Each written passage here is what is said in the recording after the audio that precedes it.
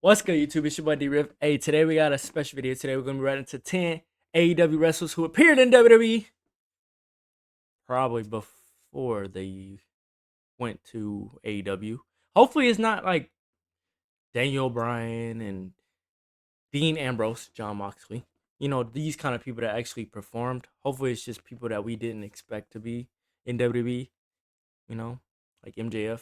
A lot of people didn't know MJF, was in WWE for a little bit, but he didn't really get to perform. So hopefully it's a video about stuff like that. But look, we almost at 5K. Continue to subscribe, continue to support. I told y'all, man, my uploads consistently are not gonna be, how they usually are, because right now I am super busy. So I apologize. But look, without further ado, man, let's get into this video. MJF, the Young Bucks, Max Caster, and Jack Perry are just some of the AEW wrestlers 99% of fans don't know appeared in WWE, and I guarantee there's one wrestler in this video you had no idea wrestled in a WWE ring. After roughly 10 years away from WWE, Bobby Lashley returned in April 2018. Shortly thereafter, Lashley began a feud with Sami Zayn. During this time, Zayn would try to get under Bobby's skin by mocking Lashley's family. On an episode of Raw, Sami had three men pretend to be the Almighty Sisters. One of the sisters, Francis, was played by one half of the Acclaimed, Max Caster. I carried my helmet because Bobby would take his knuckle and he would hit me on the top of my head as hard as he could. If you told me this guy would have been one of the best wrestlers on the mic, I would have told you were crazy. No filter, I ain't Instagram. We make the ass boys retire like Vince McMahon. Bobby Lashley ended up clearing house and gave Max a good bump on the noggin. However, Max Caster isn't the only member of the Acclaimed that appeared in WWE. In late 2016, Anthony Bowens wrestled on NXT in a tag team match. Bowens' opponents were Akam and Razar, the authors of Pain. The match actually started out kind of rough, with it looking like Bowens landed on his head. Thankfully, the future AEW Trios champion was okay, but did end up losing the match. Julia Hart has slowly become one of the biggest female stars in AEW. What's even more impressive is that she was pretty much unknown before signing with All Elite Wrestling. However, when you see how ahead of the game she was, it's not as surprising. At the age of 18, Julia was already being noticed by WWE. As part of a sponsorship deal with KFC, WWE, quote, held a contest where 4 lucky fans would get to watch a Raw Tag Team Championship match ringside. In actuality, there was no contest, and the 4 fans were extras WWE brought in. This is apparent as one of the They don't even look like fans. I mean, the women look young, but the dudes are grown men.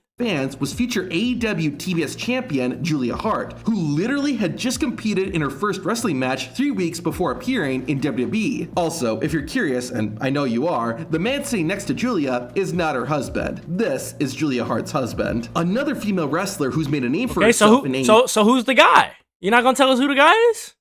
Is Britt Baker. However, unlike Julia, Baker has wrestled in WWE. The dental surgeon appeared on Raw in 2016, only a year after she started wrestling. Baker wasn't even given a name, as she was squashed figuratively and literally by Nia Jax. Oh, and the exclamation point. Ironically, 2 years later, Britt Baker would be put in a match against Nia Jax's future tag team partner. Baker returned to WWE in October 2018 and competed against Shayna Baszler. This time, Britt not only got her name announced, but an entrance too. However, the match would go much the same, with the referee ending the match after Shayna stomped on Britt's hand. You might not expect it, but the executive vice presidents of AEW, the Young Bucks, have appeared and even wrestled in WWE. The older Buck, Matt Jackson, was the first to appear when he fought Chuck Palumbo on a February 2008 episode of SmackDown. The match lasted about 2 minutes and was completely one-sided. Matt Jackson would return, but it arguably went worse than his first WWE match. In October 2008, Big Show was getting ready to fight in a match against The Undertaker. Fans got to vote whether the match would be a knockout match, an I Quit match, or a last minute. Do y'all think the Cyber Sunday stuff was real when it came to the fans voting? Because what if you're prepared for an I Quit match, but the fans voted for a knockout match? You probably can't see it. It says knockout match for A. I know if it is real, that the fans are actually voting for these things, obviously you got to be prepared for whichever one. Or it could be a fake fan voting, and you just get what they already had. I'm just curious how that actually worked. man standing match. Because if it's an actual thing, they should bring it back. To demonstrate all three match types, the Big Show fought three men in a gauntlet match. The last man out was AEW EVP Matt Jackson. Jackson got chopped by the world's largest athlete before being chokeslammed through a table. Gosh. Needless to say, he lost the match. However, Matt Jackson would make one more appearance in WWE, and this time he had his brother and fellow Young Buck alongside him. During the same month, the Big Show beat up Matt Jackson. The Miz and John Morrison were beefing with D-Generation X. The Dirt Sheet duo had some fun at Shawn Michaels and Triple H's expense by having two impersonators come out. The men pretending to be HBK in the game were, of course, the Young Bucks. Actually, it's more of a question. Are you ready? I did not know that was them. I said, actually. Even though it wasn't a match, the segment still ended with the Bucks on the mat. Oh yeah? Well, I got 2 words for ya. No, I got 5.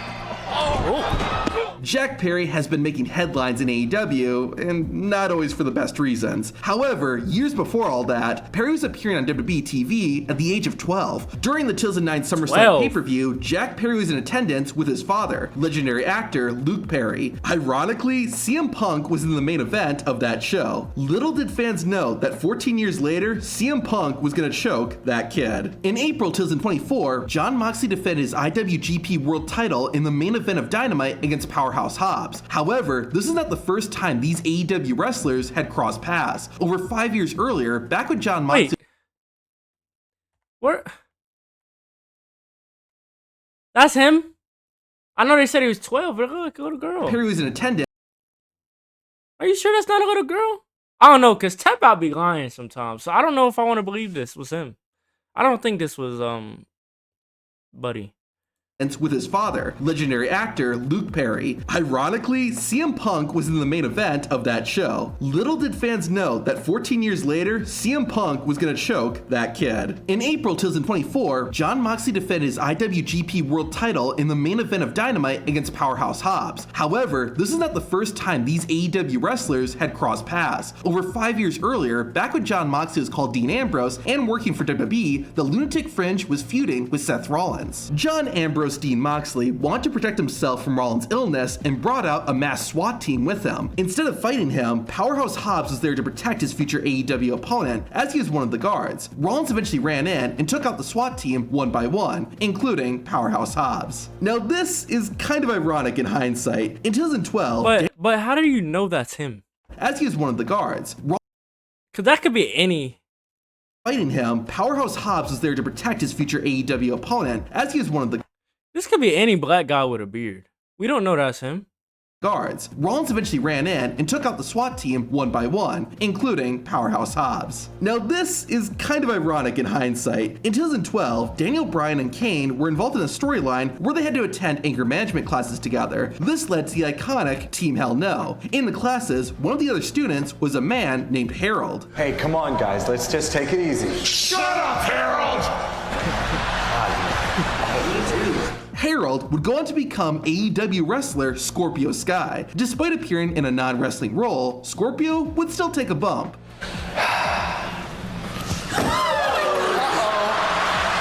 Okay, I think Harold needs medical attention.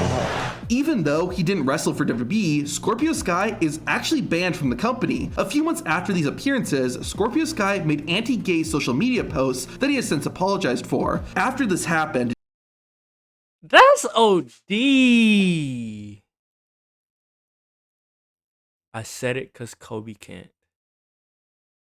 Scorpio Sky made anti-gay social media posts that he has since apologized for. After this happened, WWE officially said they had no plans to work with him in the future. In 2024, Ricky Starks will have been with AEW for 4 years. The Absolute has built up an impressive resume, but technically, Starks' WWE career has been longer than his one in All Elite Wrestling. Starks' first appearance in WWE was on a 2012 episode of SmackDown, where he competed in a 2-on-1 handicap match against Jinder Mahal. Starks didn't get much time to shine, as he tapped out in less than Bro, look at Jinder Mahal, bro. He looks so trash. a match against Look at this dude. Jinder Mahal. Jinder Mahal looks so trash. Hall. Starks didn't get much time to shine as he tapped out in less than a minute. Starks would be humiliated again when he was bullied by Ryback during a backstage segment and put through a table. After this, Starks would have 3 more matches in WWE, with his final match being against future AEW co-workers Dash Wilder and Scott Dawson on Raw in 2018. The future AEW World Tag Team Champion would even get in the ring with Kane during his WWE tenure. Got Starks around the throat. Oh, what power! Maxwell Jacob Friedman has arguably become the biggest star in AEW that hadn't wrestled for a major company prior to becoming All Elite. However, that doesn't mean that MJF didn't try. In 2015, WWE brought back its reality TV series Tough Enough and was searching for its next big star. The show had open auditions and anyone was allowed to submit a video and share why they were tough enough. Guess who did just that? The question isn't if I'm tough enough, no. The question is, are you smart enough to know when the future of your company is looking at you dead in the face? MJF would not get chosen for Tough Enough, but MJF's rub with WWE didn't end there. Almost a year later, WWE hosted a show in Brooklyn, New York, less than an hour from MJF's hometown. Samoa Joe was defending the NXT Championship in the main event, and while walking backstage, this happened.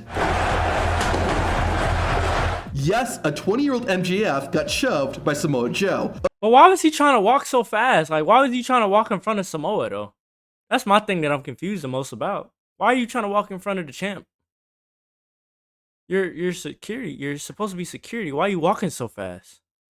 It's like he purposely sped up. Championship in the main event, and while walking backstage, this happened. Like, what are you doing? Why did you do that? Did he ever explain why he did that?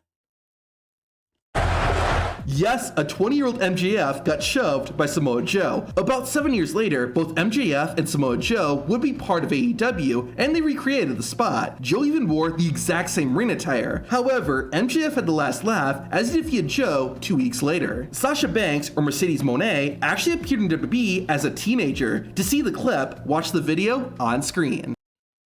Alright, buddy. You got me, Tap Out. You got me. Alright. If y'all got any other videos you want me to react to particular, let me know down below in the comments. I do read the comments and I do respond. So if you got anything you want me to react to, let me know down below. Y'all can send me the link. Y'all can hit me up on social medias. Doesn't matter. But all that is in the description, so y'all can hit me up if y'all got anything y'all want me to react to and watch. But look, without further ado, man, like this video, subscribe if you're new. It's your boy, The Real Man. I'm out.